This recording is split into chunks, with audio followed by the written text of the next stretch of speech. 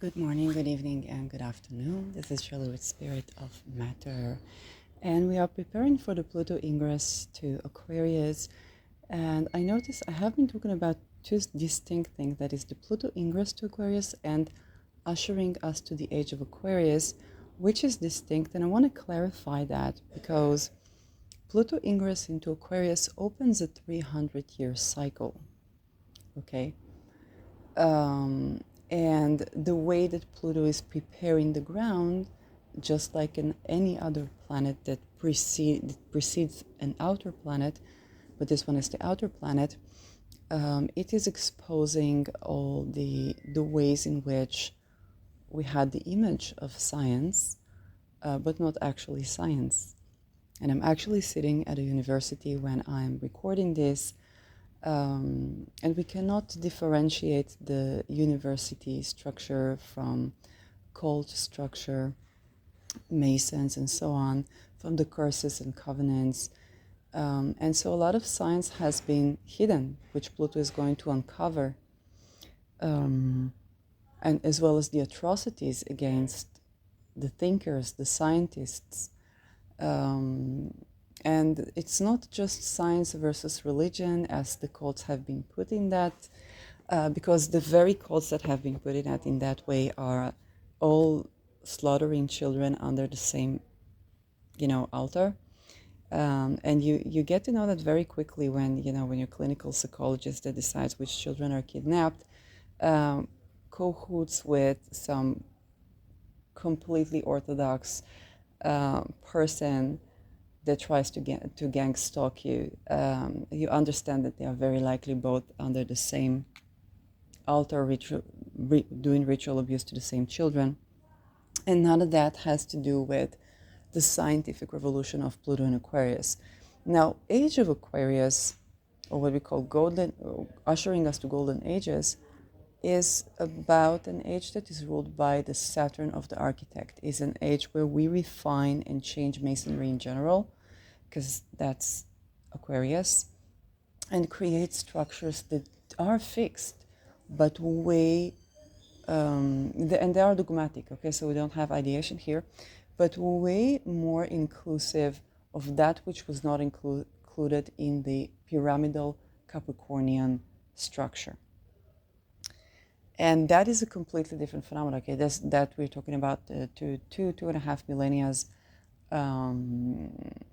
of duration, and going from age of Pisces, where, for example, women did not have rights because they were considered a part of the man.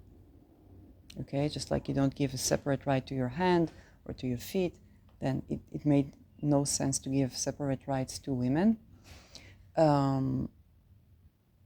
And that's, first of all, so that we understand that it was not necessarily rooted in evil patriarchy or something like that. It's just like the union of Pisces, there wasn't even a separation.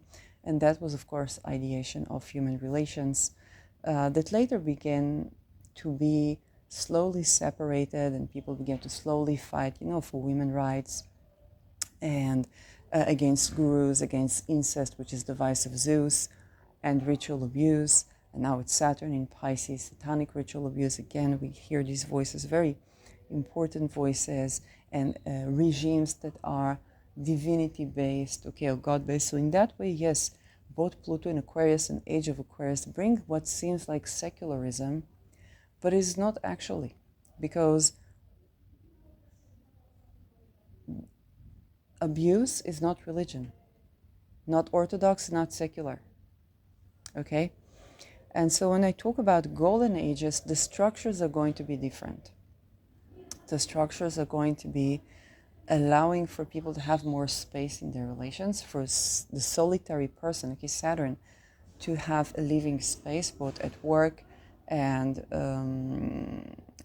those are the spaces that follow the dark ages. Now, if you think on a small scale, let's say there was a world war, which is a small scale actually, to ages, then people cannot be in closed spaces, like claustrophobic spaces, and they cannot be in a situation with a lot of people.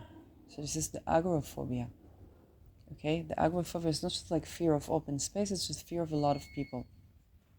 And the architecture has to adapt itself to the needs of society. Okay, you have a pack of people that you can't close them up in a skyscraper or in a jail that is constructed in that way. For example, in Netherlands, you could not build more than 3 floors or than 4 stories, okay? And that has been kept for a very long time. So Netherlands is one of those architectures that were compatible with the current soil. Okay, there was the flood, so you needed a couple of floors.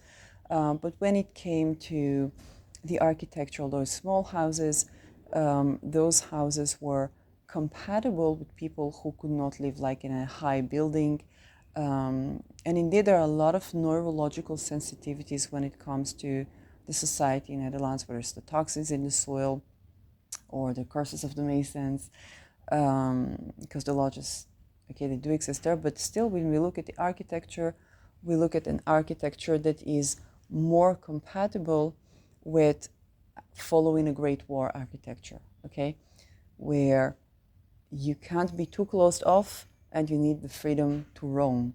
If you look at Nordic countries like Norwegian, you have the freedom to roam is something that is reinstated, okay, to enjoy nature, but also the freedom to roam is something that is very inherent in the culture.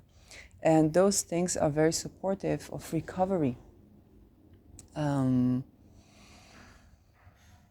so the architecture itself, even with Pluto in Aquarius, is beginning to be transformed, and we're beginning to think about the next 1,000 years. Now, of course, what it looks like first is purging, is dark ages, structures fall, both with Pluto in Aquarius, okay? Structures fall. You can no longer, if you're a mason and you have a student that lives in a fund where she makes a garden where they would put prostitutes, she makes a garden and public farm, and have housing in the right of doing that. So you cannot just push her around to be sex worker or do those things because you're invested basically in slavery, okay? As perhaps have happened to me when I was in academia. I was that student picking condoms with our gloves and turning the soil into something that something grows on. And the women were actually granted housing, so public housing. And I was living amongst basically human trafficking hubs. Okay, so you think about all these things that are not compatible with golden ages, in the sense that the space for recovery from the wars of trauma and the purging of golden ages, because all the things that we've been doing, whether in Masons or not, are exposed, are brought to the light, so that we can correct them. And so there's Pluto in Aquarius, that's 20 years of tending to abolishing cults. And then there is Golden Ages, which is a procedure of really 300 years of switching from the Pisces mode with all the vices and with the good things and the bad things, okay,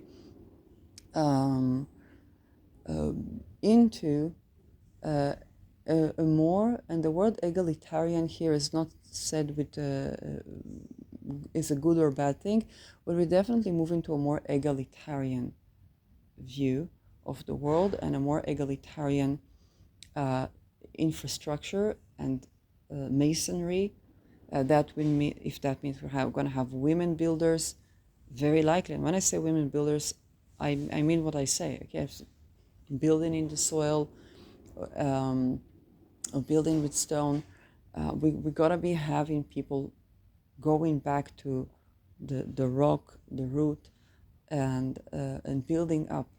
Okay, from there in a more egalitarian way. Okay, with Aquarius, think about the Aquarius archetype. It's, if you think about dating even, okay, Aquarius is not the type of person that tries to enslave or something like that. It's just like, hey, I have my own thing, and they support you in doing your own thing, and also expect to be supported in doing their own thing. So in that sense, there's a way more egalitarian view of the world. Um, and it is not a sensual sign as Taurus, but the equity comes more from, it's an air sign, so it comes more from, yes, of course, women can study, yes, of course, whichever, it doesn't matter, black, white, gay, whatever, so of course you can study, yes, of course you can be a builder, yes, of course you can be, mason, but we also, throughout the 300 years, purge all those dark things that were done at the age of Pisces, okay? Whether and even before that, whether it's ritual abuse, whether it's child sacrifice, whether it's the division, okay, between people or cultures or races or bloodlines, all these things, um, because Golden Ages is a lot more about building something nice for humanity, that every person gets to express themselves. Okay, it's a balance between Aquarius, Taurus, Scorpio, and Leo. So if you think about every person gets to express themselves, we have to have the relevant tolerance. We have to have the relevant detachment, because Aquarius can be very detached, even to the point that it can unnerve, let's say, a Scorpio or a Taurus, because it just goes back, it retreats and considers things, and therefore it can also be dogmatic. So it's not like we're not going to have dogmas. Um, it's just going to be other problems. Okay, it's just other problems with Aquarians. Okay. For example, Aquarian might not understand why not everybody is, let's say, if you have a learning disability, they would just say, okay, then do it again. Then it will take you the time it will take you. And they might get a little pissed that it takes so long. But Aquarius is also the sign where you find solutions to the things that in Capricorn, you would just be deprived of the chance to do something with your life. So Aquarius is also a sign of adjustment. Again, if we go to Netherlands and the architecture and even the culture, they would do things like building the type of seat for the bikes that is more comfortable for you, so that you wouldn't get your balls crunched, or that you wouldn't get, for women, that is more comfortable to ride a bikes. So they would go around the engineering to make it possible for you to do something, rather than not giving you access to do that. And Aquarius still has Saturn. Okay, it's a more flexible Saturn. It's still a very strong Saturn. Okay, when you talk about social distancing, that had with Saturn in Aquarius, so age that is ruled by Saturn, and that this level of boundaries between people might be existing, but it might not be necessarily a bad thing. And how I mean that, if I go back to COVID, then a lot of people that had claustrophobia actually benefited from that, because all the closed buildings were closed off. You began to do things technologically. The schooling was, 5 children tops at a group, and changing groups, so everybody became like Finland. There's the joke in Finland that, the 2 meters is like, that's too crowded. Public transportation became I was flying to Netherlands, to Amsterdam, during COVID, and the plane was empty. The plane back after the lockdowns, it was crunched like sardines, and I understood why people find it difficult to fly economy for 5 hours, being crushed like sardines, and call that a vacation. It's a problem, It's better than nothing, but but that was the time where I was able to fly, because then I could afford the flight ticket, and I was flying to a shelter.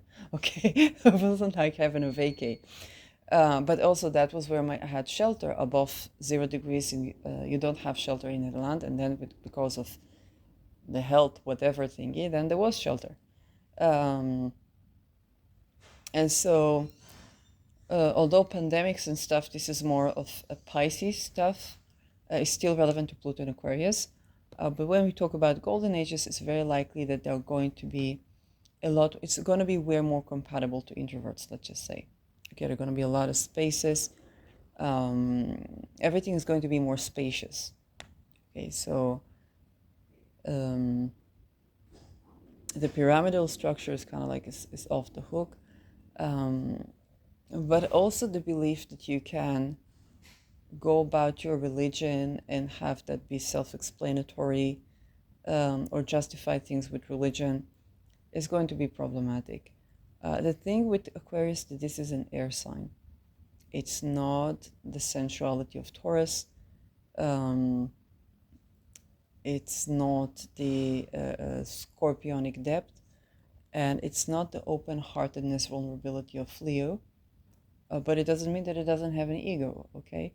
So, but that's a distinct thing from the Pluto ingress. The Pluto ingress is beginning to usher us, begin to prepare the ground for the Pluto in Aquarius, which means that we are beginning to purge. And the way Saturn is going to go over, it's going to be 20 years, not 28. So Saturn is going to go from Pisces all the way up to, I think, at least Virgo. And everything is going to be, okay, transformed. The medical sciences are the first to go. Even the spiritual sciences, okay? Even astrology, okay? Even those things are the first to go. The people that have been using astrology in covenants ways or astrological magic in malefic ways, that is, not to defend oneself, okay? I said what I said, and all kinds of magic, okay?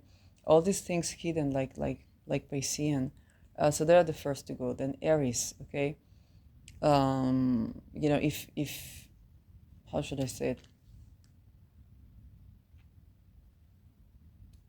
The ways that identity has been used to oppress, okay? And that can be associated with religion as well. Okay, if you are a Taliban person and you think the woman's identity is oppressing you just because she sits there and exists, then, Pluto might give you the boot. And with Pluto is a guillotine. And then we have Taurus, which is, the ways that what's in our food industry, okay, is getting karma. So Pluto will tend to do things also industrialized because of this supposedly egalitarian and global, but will also purge that. And we can go to extremes from being, isolated in nature with a couple of rocks for, kind of like build something from rocks and sleep there, to having this global structure that is decentralized, that everybody has the same rules, the same this, the same that, and even the same uniform. We might gravitate with both that and that, but in both cases, what will be exposed is the issues with both. For example, I was reading about wasps' cans, okay? Wasps' nests, and how to deter wasps' nests from your property today. So you think about, you go out and you retreat and you don't want to hear about all these weird offenders. And at the same time, I was watching Eva Zubek, and she had to get off her own property, her own land, because of stalkers. Okay, so those things are beginning to be exposed. The open space, which is Aquarius, and attempts to restrict the open space, but also tending to the natural things we deal with in an open space. You don't have a global government, but if you have a wasp's nest in your property, okay, they've pretty much taken over, okay, and that you need an entire community to get them out.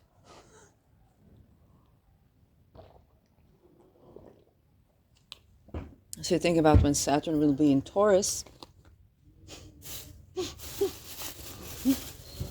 okay, either then oscillating in between going back to traditional gender roles and stuff like that, then we'll also be having like wasps' nests that the community has to take over. You see, a lot of us will be building. We was kind of like whoever is alive right now and tomorrow, we're the new masons.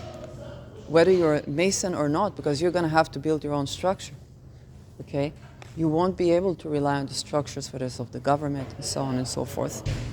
And that is a journey for all of us, because it's going back to the way things were, and knowing that the way things were also doesn't work. So we have to innovate while practicing, while building something from the ground up. And those trial and errors that we're going to do are going to be the preparation for the new masonry, and not as a cult as it is today.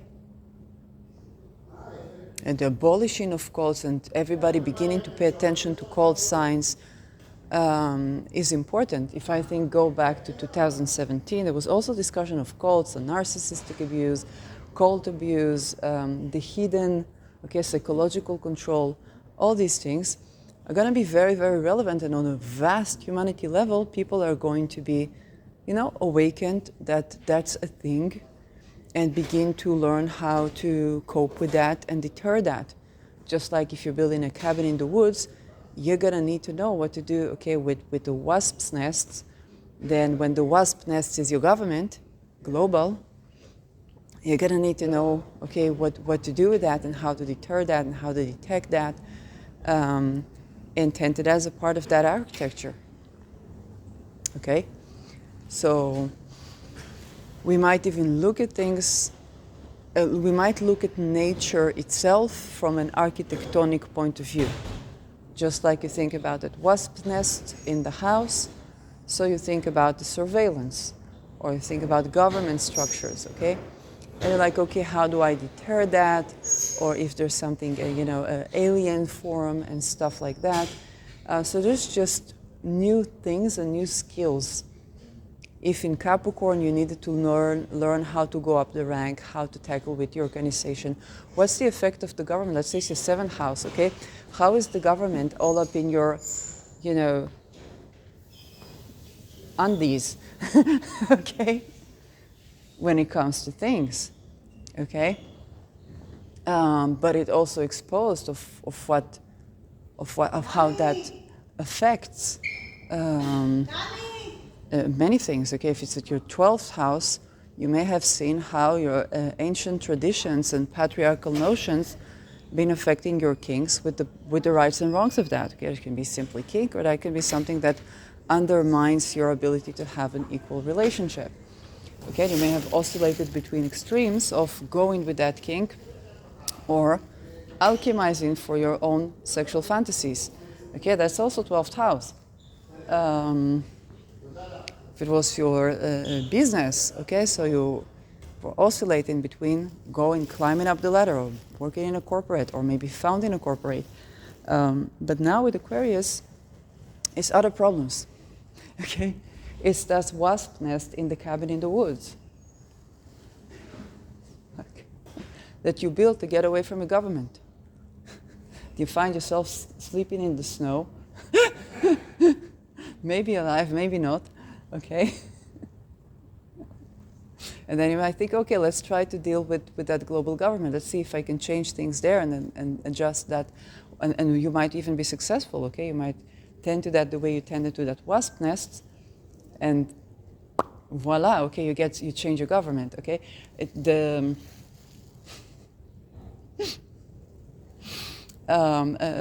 just that the creative ideas are going to arrive from, other places. And the eurekas are going to arrive from other places. And the architecture of things is not pyramidal anymore. So it's not like, let's build that pyramid, let's build that tower, let's knock that tower down, let's knock that pyramid down. We're moving, today evening, we're moving from that to, hey, what is the structure that is good for my nervous system? How does this structure support my nervous system or not support my nervous system? So a lot of things like government installed things will be exposed, but also if you are the government, you might realize that the gaslighting doesn't work, that cursing people backfires malefically, very malefically, and if so, you have to have other solutions.